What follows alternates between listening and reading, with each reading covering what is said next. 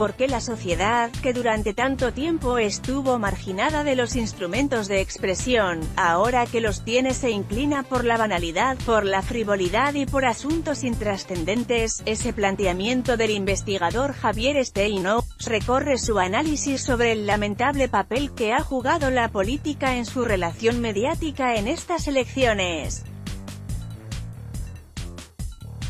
Reconocido en su trayectoria por la universidad que ayudó a fundar, la UAM, fustiga asimismo a la televisión pública cultural, atrapada por el oficialismo.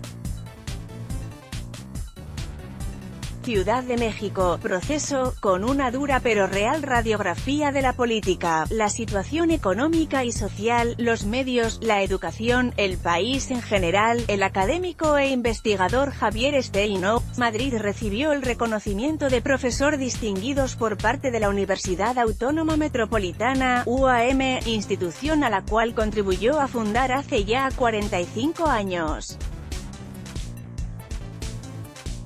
En la ceremonia realizada en el Salón del Consejo Universitario de la Unidad Xochimilco, el pasado 22 de mayo, no quedó títere con cabeza: inseguridad, crimen organizado, partidocracia, corrupción, feminicidios, asesinatos de periodistas, desapariciones forzadas, impunidad, desigualdad social, falta de crecimiento económico, devaluación, ecocidio y hasta el hiperconsumo, cristalizado en el festejo del Buen Fin, fueron abordados por el investigador. Un detallado informe con las cifras en la mano que resume como «el crudo drama del moderno laberinto de la soledad» o «el infierno mexicano», en contraposición al llamado «milagro mexicano» de mediados del siglo pasado, en el cual dejó claro que se trata de los resultados del sistema económico impuesto desde los años 80. Este prototipo de desarrollo expulsó de nuestro interior los sentimientos de la nación, que conformaron la cohesión e identidad de la patria durante más de 2 siglos, y solo en 4 décadas neoliberales nos arrojó a los sentimientos del mercado salvaje y de la mentalidad de la corrupción sin freno, que responde al lema de «el que no tranza, no avanza», y que consagra que se debe atropellar lo que sea con tal de hacer jugosos business para fortalecer el modelo del capitalismo de compadres o acumular más poder.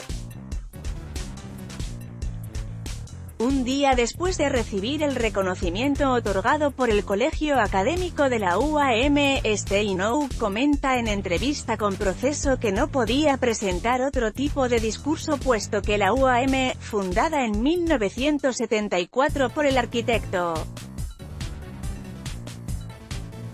Pedro Ramírez Vázquez, se ha caracterizado por la libertad de cátedra, por impulsar el pensamiento y la creatividad intelectual independientes como debe hacerlo una universidad pública, y es importante reforzar su misión de servicio público, no de negocio.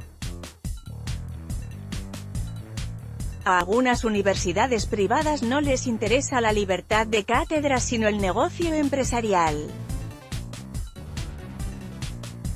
La UAM ha generado un espacio y el contexto para que los académicos retomen el análisis de los grandes problemas del país, que son urgentísimos. Con ello puede formarse una mina de conocimientos para aportar al proceso de transición que estamos viviendo y pasar de uno violento a uno civilizado, participante en la creación del sistema modular que caracteriza a la UAM Xochimilco, que plantea una formación analítica y no la crítica porque sí. El comunicólogo y doctor en sociología expone una de las varias teorías que ha desarrollado en el seno de la institución educativa sobre la Cuarta República mediática, fenómeno que se vive actualmente. La Primera República se fundó tras la independencia, la Segunda, luego de la Guerra de Reforma, y la Tercera, con la Revolución Mexicana. A partir de dichos movimientos sociales se determinó un gobierno con 3 poderes: ejecutivo, legislativo y judicial. Los dos primeros se renuevan cada determinado tiempo con base en votaciones ciudadanas, pero, asombrosamente, dice, a lo largo del siglo XX surgió el gran poder mediático. Un poder de facto, con igual y hasta mayor fuerza que los anteriores, y al cual la sociedad no elige de manera democrática, pero, ya vamos para la tercera generación con Televisa y poco menos con TV Azteca, tienen una enorme fuerza ideológica, económica, política, emocional, paralela, es la cuarta república mediática, el triunfo de la cultura idiota. Su discurso del pasado 22 de mayo al recibir el reconocimiento ofrece un panorama desolador. Si lo hubiera leído en televisión, en horario AAA, haría mella en las elecciones, ¿cuál sería su mensaje? Es una situación muy preocupante. Lo que se tendría que practicar en el proceso electoral es la política. En su terminología significa la atención de los grandes problemas de las comunidades.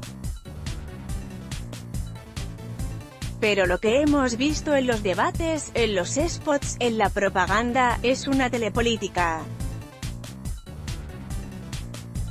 Las campañas han sido producidas para la televisión, retoman criterios del espectáculo, del show, manejo de las emociones, respaldo con música, comportamiento como actores de telenovela de los políticos, su desempeño teatral ante las cámaras, todo con el objeto de ganar rating.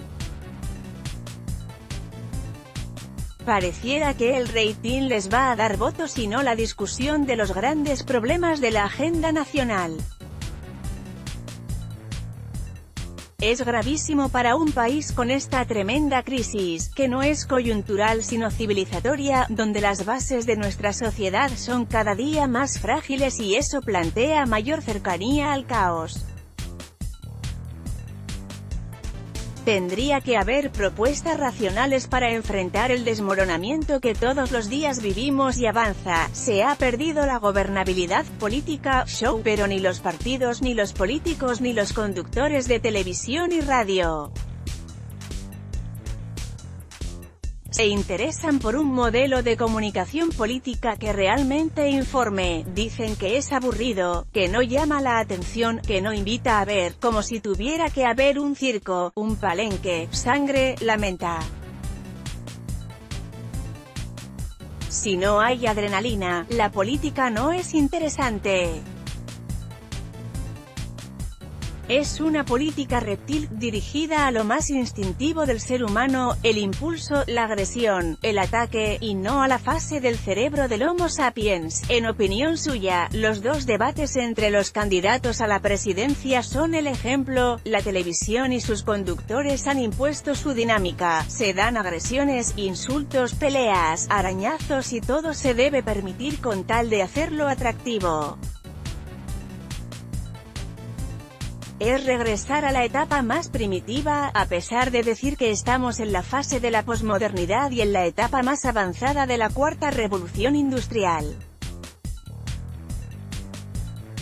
¿Cómo es posible que una revolución industrial, con todo el desarrollo de las máquinas, las herramientas, el pensamiento científico, tenga como centro de atención la generación de adrenalina y no el razonamiento? El Instituto Nacional Electoral, INE, ha permitido este tipo de parámetros, sí, aunque el INE no ha hecho más que respetar los cánones de la última reforma electoral, tratando de distribuir los tiempos, pero es responsabilidad de los partidos que aprobaron esa reforma. Se le pregunta si no es un signo del entrelazamiento de la política con el show el hecho de que los gobernantes se casen con figuras del espectáculo, no solo en México. En Francia, por ejemplo, el expresidente Nicolas Sarkozy se casó con la modelo Carla Bruni. Cabe decir que en esta contienda hay más candidatos a puestos de elección provenientes del medio del espectáculo. Es muy preocupante. En el fondo lo que se está diseñando son sets para presentación de imagen que implican cómo sonríe la persona, cómo se peina, qué lente va a utilizar, cuál es su corbata. Eso es una competencia de edecanes, de maniquíes o de desempeño ante las cámaras. Son las reglas de los actores, de las telenovelas, del show y del concurso cómico, y no las reglas para desarrollar el pensamiento analítico, crítico, de reflexión que debe hacer una sociedad, que tiene todas estas crisis, puesto que menciona a Televisa y TV Azteca como parte de la Cuarta República mediática. Se le pregunta qué pasa con la televisión pública. El Canal 11 recibió hace tiempo quejas de televidentes que percibieron un sesgo en el tratamiento de los temas relacionados con las reformas educativa, fiscal y energética, particularmente en el noticiario de Adriana Pérez Cañedo, Proceso 1955. Los medios públicos siguen atrapados en el oficialismo, están al servicio del funcionario, del secretario, de la secretaria, del presidente en turno y del gobernador. Es muy preocupante, porque desde la reforma en telecomunicaciones se prometió que tendrían su propio estatuto jurídico, se reconocería su independencia, su autonomía, su libertad de manejo tanto financiero como editorial, y no se ha cumplido. Mientras no se cuente con ese marco jurídico, seguirán siendo medios de gobierno, subordinados a distintas esferas del poder, desde el municipal, pasando por los secretarios de Estado, el gobernador, hasta el presidente de la República. Y urge la presencia de verdaderos medios públicos como un contrapeso para construir otra cultura política y otra dimensión de la conciencia que no sea la meramente mercadológica. Es tarea pendiente para el nuevo gobierno elaborar el marco jurídico para los medios de servicio público, para que cumplan con su naturaleza, que es una comunicación de servicio público, no una comunicación para reforzar los intereses de las estructuras del poder. Se le comenta el suceso con el periodista Ricardo Alemán, quien emitió un tuit de su cuenta personal interpretado como un llamado a atentar contra Andrés Manuel López Obrador, por lo cual supuestamente se le destituyó por la televisora del Instituto Politécnico Nacional, si bien finalmente fue reinstalado, lo que provocó una andanada de críticas al canal. Igual se le pregunta si es válido que el conductor Ricardo Rafael emita opiniones personales en la televisora del Politécnico, siendo funcionario de la Universidad Nacional Autónoma de México, UNAM. Separa los dos casos, considera que Rafael, conductor de Espiral, podría ejercer su libertad de expresión siempre que la UNAM se lo permita y no la comprometa.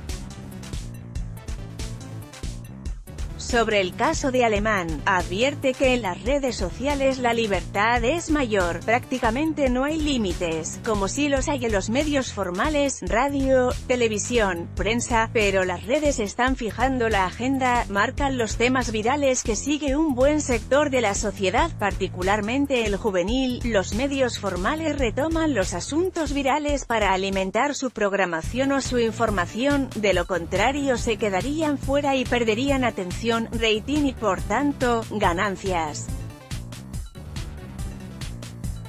Entonces hemos visto un desplazamiento de las líneas de información de los medios convencionales por las nuevas líneas espontáneas, casuales, ocurrentes, sorpresivas, que surgen en las redes.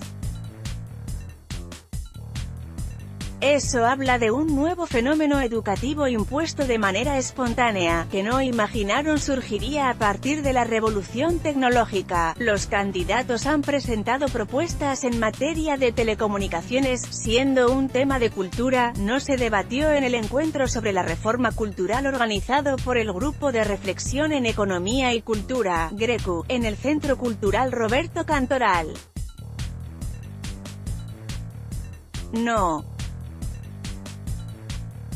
La mayor parte de los candidatos no ha querido tocar el tema de los medios porque son un poder al cual no quieren enfrentarse, prefieren confrontarse con el sector empresarial y decir que no se construye el aeropuerto o hablar de modificaciones a los regímenes fiscales que tocar la estructura de los medios de comunicación. Saben que las campañas dependen de la vinculación con los medios, y si a los medios no les gustan, los candidatos no ganan, por eso no han querido arriesgarse. Y segundo, es sorprendente que cuando hablan de cultura, los candidatos siguen manejándola en el concepto porfirista o decimonónico de que es igual a bellas artes, es música, escultura, danza, poesía, exposiciones. No se menciona que la principal producción cultural es la que hoy se deriva de las industrias culturales, la radio y la televisión, incluso la prensa, y ahora se incluyen las redes como un fenómeno político. Finalmente, frente a la trivialización de las redes, ¿qué les queda a investigadores de la comunicación como usted? Primero, estudiar este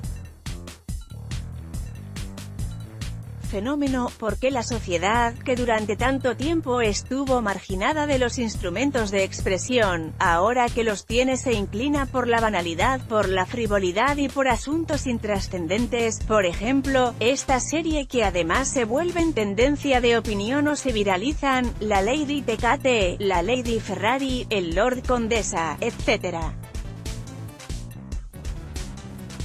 Son aspectos muy ocurrentes pero finalmente muy frívolos, en un aspecto coyuntural, mientras aspectos fundamentales como abrir nuevos horizontes hacia el futuro para los jóvenes, como tendrían que estarle pidiendo hoy a los candidatos que les dieran 10 compromisos para que puedan tener empleo, o como pedir la defensa de los comunicadores, o como pedir el paro a la violencia que existe, no son los que ocupan los trending topic. Son manifestaciones que reflejan el tipo de sociedad en la que estamos, una sociedad tramposa, frívola, maniquea, demagoga y también con muchas carencias o mentiras que desmitifica que el sector popular es el que va a encontrar la solución, porque teniendo ya los instrumentos no lo ha demostrado.